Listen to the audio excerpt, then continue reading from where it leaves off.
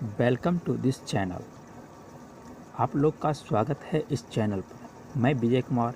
इस चैनल से आप लोग के बीच मैं physics class 11th class 12th का वीडियो बनाकर अपलोड करूंगा, जिसमें कि ज़्यादातर फोकस जो कि क्लास 12th के कंटेंट्स पर रहेंगे और इससे थोड़ा कम class 9th and class 10th के टॉपिक्स को मैं इस पर अपलोड करूंगा और यही मेरा उद्देश्य है।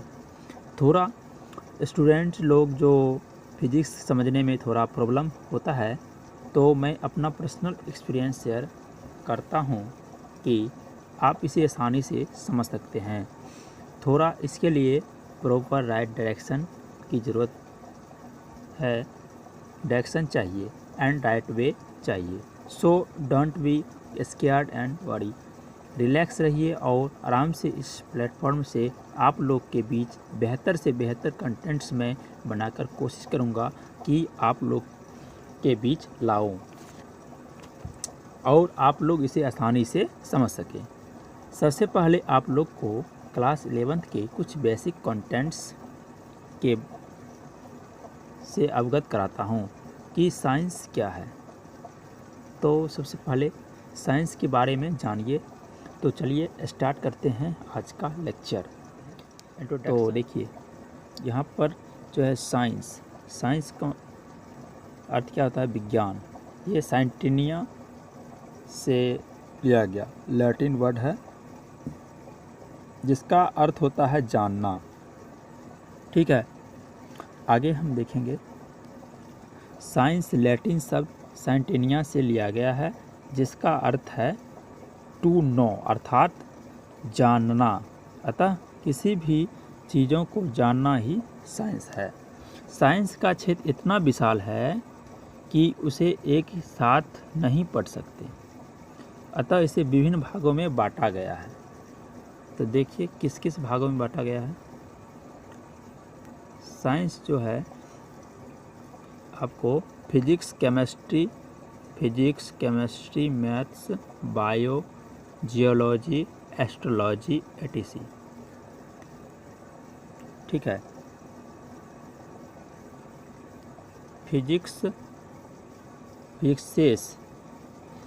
फ्यूसिस ग्रीक वर्ड से आया है, जिसका अर्थ होता है nature.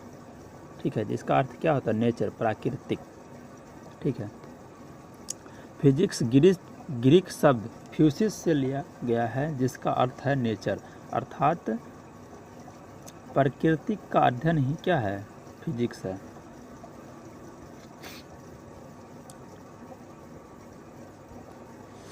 Physics is the branch of science which deals with the study of nature and natural phenomena। ठीक है। Unit and dimension, system of unit, मात्रकों का पद्धति। सिस्टम ऑफ यूनिट 4 प्रकार के होते हैं। सबसे पहला है MKS सिस्टम।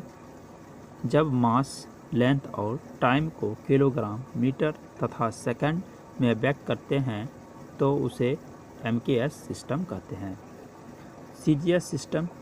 जब मास, लेंथ और टाइम को ग्राम, सेंटीमीटर तथा सेकंड में व्यक्त करते हैं तो उसे CGS सिस्टम कहते हैं।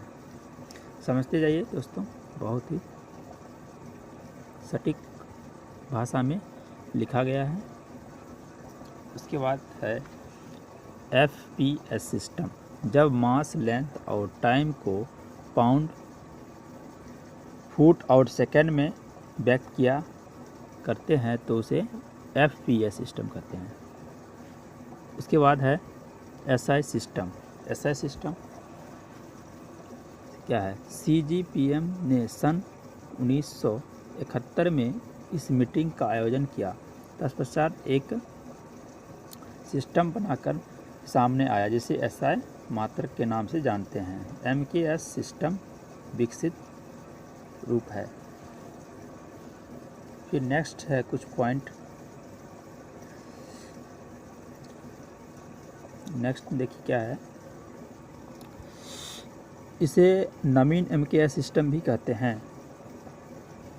SI सिस्टम विस्तृत रूप से LE system international units short से में इसे इंटरनेशनल सिस्टम भी कहते हैं। CGS सिस्टम को फ्रेंच सिस्टम तथा FPS सिस्टम को ब्रिटिश सिस्टम कहते हैं। ठीक है, मैं अंडरलाइन करते जाता हूँ, हाईलाइट तो क्या ही हुआ है। उसके बाद देखिएगा क्या है, फुल राशि बेस यूनिट। मूल राशियों को व्यक्त करने के लिए प्रयुक्त मात्रकों को मूल मात्रक कहते हैं। ठीक है, ये हो गया। उसके बाद है unit for base quantity called base unit. अब ये देख लिए, ये बहुत ही महत्वपूर्ण है, इसको तो ज़रूर देखिएगा क्योंकि हर जगह आपको इसका ज़रूरत पड़ेगा। देखिए, सबसे पहला है मूल राशि बेस क्वांटिटीज। उसके बाद उसका name of the unit SI unit में है और उसके बाद सिंबल दिया है। देखिए, सबसे पहला है मास, इसका अर्थ होता है द्रव्यमान। ठीक, इसका SI यूनिट जो है क्या होता है, किलोग्राम। इसका सिंबल लिखते हैं kg, K कैपिटल और G स्मॉल। ठीक है, उसके बाद है लेंथ। लेंथ को लंबाई कहते हैं, उसका SI मात्रक होता है मीटर, उसको M से लिखते हैं, सिंबल जो है M से। उसके बाद है टाइम। टाइम तो आप लोग पता ही होगा, टाइम का मतलब होता है समय और इसका SI मात्रक सेकेंड होता है और इसका सिंबल जो होता है S होता है। इलेक्ट्रिक करंट, ठीक है, टाइम हो गया। इलेक्ट्रिक करंट, विद्युत धारा, इसका SI मात्रक एम्पियर होता है और इसे A से लिखा जाता है, इसका सिंबल क्या होता है A। उसके बाद आपका आता है थर्मोडायनेमिकल टेम्परेचर, इसका SI यूनिट होता है केल्विन और इसे K से लिखा जाता है। उसके बाद है 6 नंबर में ल्यूमिनियस इंटेंसिटी, ज्योति तीव्रता, इसका SI मात्रक होता है कैंडेला CD। और उसके बाद नेक्स्ट 7 है आपका अमाउंट ऑफ सब्सटेंस, पदार्थ की मात्रा, मोल। ठीक है, दिखा देता हूँ, इसका क्या होता है सिंबल MOL। क्या होता है MOL। चलिए, हो गया 7 तक।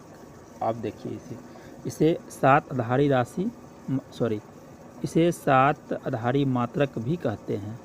ठीक है, क्योंकि ये 7 आधारी मात्रक है, इसीलिए 7 आधारी मात्रक भी कहते हैं। नोट, इन मात्रकों को छोड़कर जिन्हें पूरक मात्रक सप्लीमेंट्री यूनिट कहते हैं वह है समकोण और ठोस कोण, plane angle and solid angle. समकोण का SI मात्रक होता है रेडियन और इसका सिंबल होता है RAD। उसके बाद ठोस कोण सॉलिड एंगल, इसका SI मात्रक होता है स्टेरेडियन और ये इसका सिंबल है SR। ओके, फिर देखिएगा नेक्स्ट क्या है।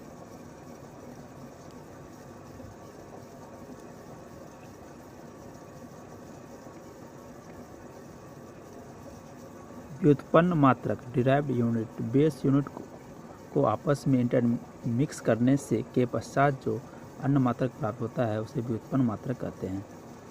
After intermixing based unit we get extra unit called derived unit. और कुछ यहाँ पर एग्जाम्पल लिए गए हैं व्युत्पन्न मात्रक का, जिसमें फर्स्ट है चाल। इसका इंग्लिश में क्या बोलते हैं, चाल को स्पीड। तो चाल बराबर क्या होता है, दूरी बट्टे समय, distance upon time.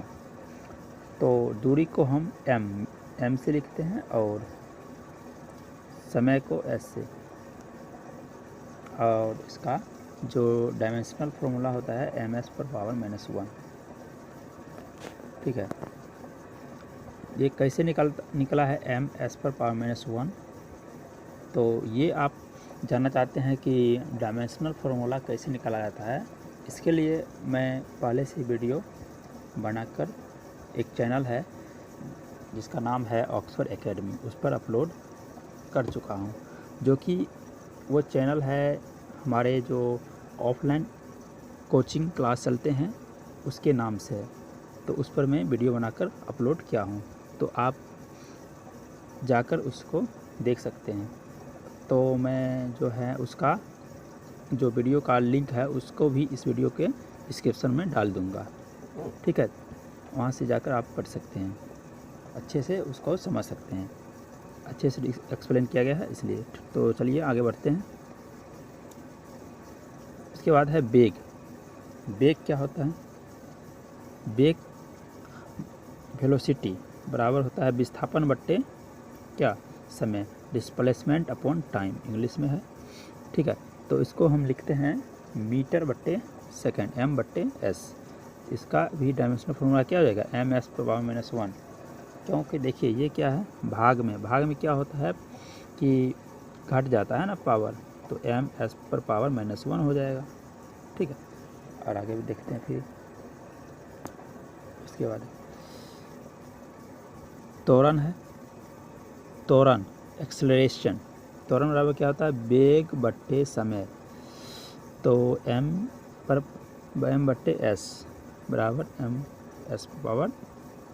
ms⁻⁻2, ms⁻⁻2 ये हो गया इसका डायमेंशनल फॉर्मूला, ठीक है, त्वरण का।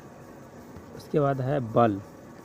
बल का जो है सूत्र क्या होता है, द्रव्यमान गुणित त्वरण, kg मीटर पर सेकेंड या kg m/⁻⁻2, ठीक है, ये हो गया। उसके बाद है संवेग मोमेंटम, सभी देखिए सूत्र लिखा हुआ है, आप पढ़ सकते हैं अच्छे से। तो उसके बाद क्या है, संवेग बराबर होता है मोमेंटम, संवेग का इंग्लिश मोमेंटम होता है, उसका सूत्र होता है द्रव्यमान गुणे वेग, kg मीटर पर सेकेंड, ठीक। उसके बाद है प्लेन एंगल, समतल कोण, कॉन्सेप्ट। देखिए इसका कॉन्सेप्ट समझिए क्या कहता है।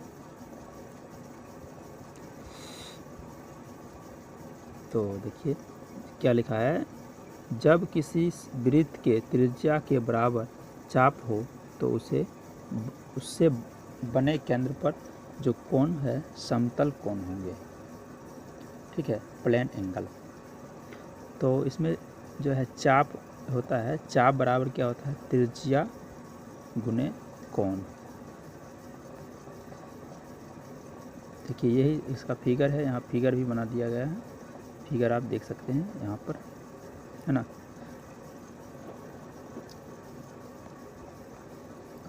आगे देखिए, मैं उतना डिटेल में यहाँ पर मतलब एक्सप्लेन नहीं कर पाऊँगा, क्योंकि ये वीडियो जो है बहुत लंबा हो जाएगा, इसलिए मैं जो है आपको स्क्रॉल करके दिखा देता हूँ सभी। ये PDF फाइल में है, आपका जो है कितना है 47 PDF है, इसमें कितना है टोटल 47 है ना। इसीलिए मैं जल्दी इसको स्क्रॉल करके मैं पूरा वीडियो दिखा देता हूँ आपको, और कुछ बातें जो है हाईलाइट करते जाऊँगा, ठीक है। नहीं तो मैं एक बात को एक्सप्लेन करता जाऊँगा तो वीडियो जो है बहुत लंबा हो जाएगा, ठीक है, इसीलिए। तो चलिए, सॉलिड कौन है, सॉलिड एंगल ये त्रिविमीय 3 डायमेंशनल में होते हैं। चलिए आगे है कॉन्सेप्ट, किसी गोले के पृष्ठ का वह भाग जिसका क्षेत्रफल गोले की त्रिज्या के वर्ग के बराबर हो तो केंद्र पर बने कोण ठोस कोण होंगे, ठीक है, क्या होंगे ठोस कोण होंगे। चलिए ये हो गया।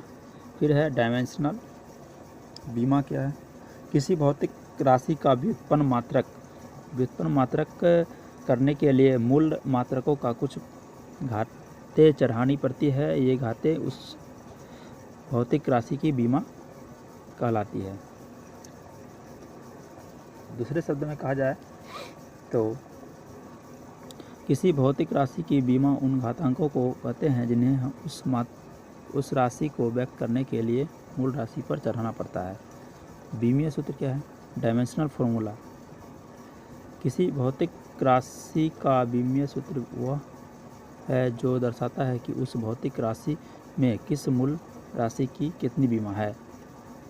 उसके बाद है बीमीय समीकरण, डायमेंशनल इक्वेशन, किसी भौतिक राशि को उसके सूत्र के बराबर लिखने पर प्राप्त समीकरण उस राशि का विमीय समीकरण कहलाता है। नेक्स्ट आपका एक फॉर्मूला है, चाल बराबर क्या होता है, दूरी बट्टे समय। रिलेशन है, ये सब लिखा हुआ है डायमेंशनल विमा, ठीक है, पढ़ लीजिएगा। फिर देख लेते हैं आगे क्या है। एप्लीकेशन ऑफ डायमेंशनल विमाओं के अनुप्रयोग हैं कुछ, जिसमें है प्रिंसिपल ऑफ होमोजेनिटी, समाघातता का समीकरण, कन्वर्जन ऑफ यूनिट, इकाई का परिवर्तन।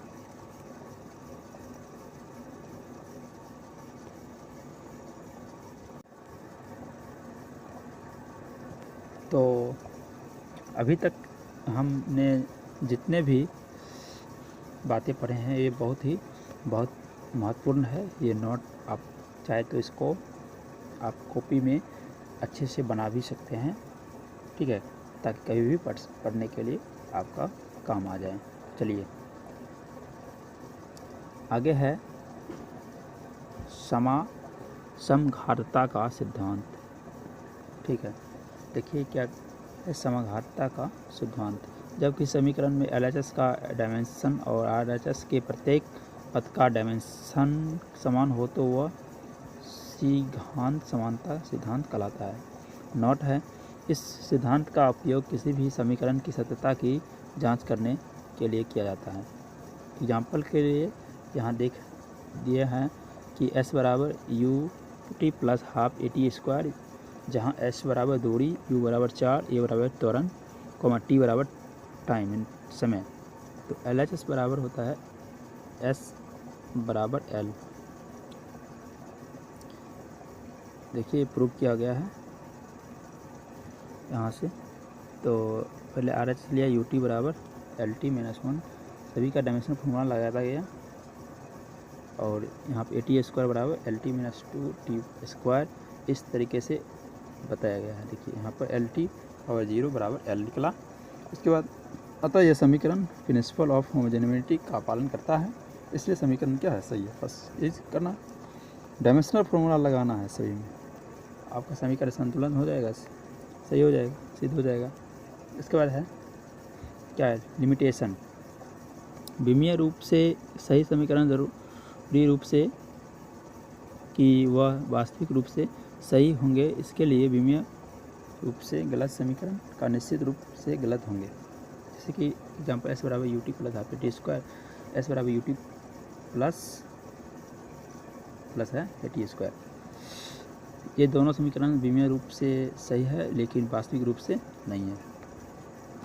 चलिए नेक्स्ट पे बढ़ते हैं, जो कन्वर्जन ऑफ यूनिट है। Work joule SI आर्ग CGS ml square T minus 2 W बराबर, वर्क बराबर क्या होता है, इसका dimension formula ml square T minus 2, ठीक। उसके बाद ये कुछ पॉइंट दिया हुआ है। 1 जूल बराबर कितना होता है, 10⁻7 आर्ग, ठीक है। 1 जूल बराबर कितना होता है ये, ठीक। आगे है relation between among the physical quantity.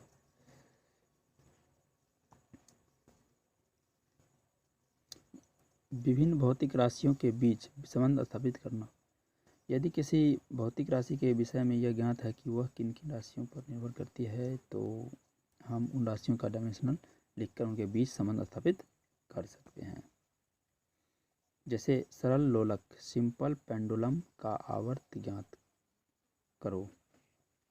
माना सरल लोलक का आवर्त L, M और G पर निर्भर करता है, अतः T alpha L/N M/V G/C और T = K Ln A M/V G/C dot समीकरण फर्स्ट, ठीक है।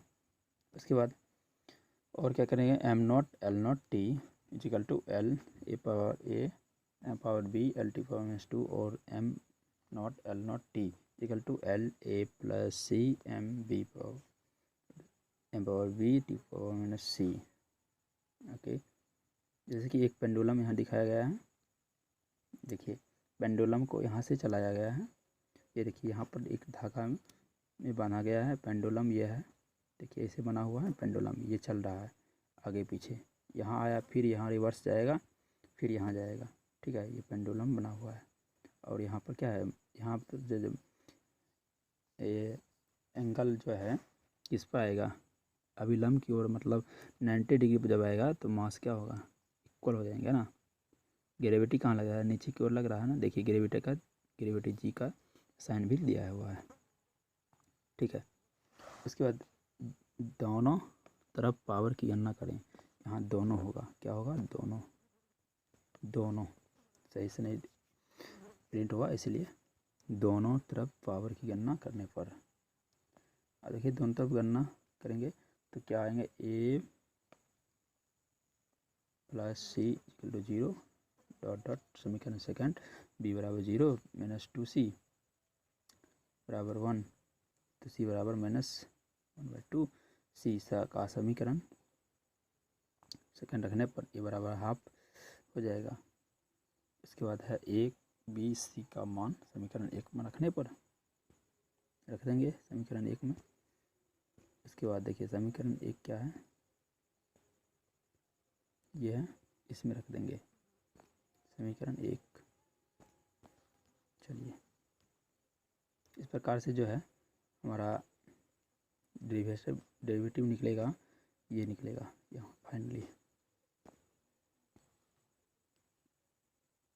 कुछ प्रॉब्लम दिया है, इसको आप स्वयं करेंगे। अगर नहीं हो पाएगा तो कमेंट करके पूछ लीजिएगा कि ये क्वेश्चन नहीं बना, उसका सॉल्यूशन अवश्य ही मैं प्रयास करूँगा कि आप लोग को बता दूँगा। ठीक है, देखिए कुछ और प्रॉब्लम है यहाँ पर, ये सारे 6, 5, 7 है ना, ये सारे हैं। आगे बढ़ते हैं धीरे धीरे।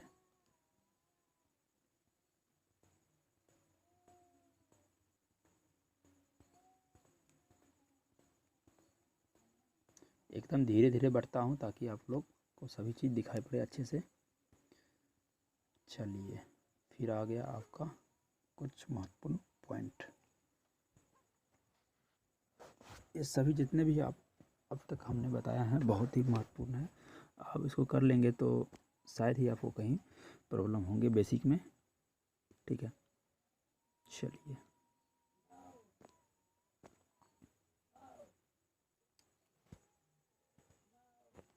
आज के लिए इतना ही, और बाकी का जो बच गया है उसको हम अगले लेक्चर में कराएंगे, क्योंकि मैं इसी लेक्चर में सभी को पढ़ाना लग जाऊँ तो वीडियो का जो लेंथ है वो बहुत लंबी हो जाएगी।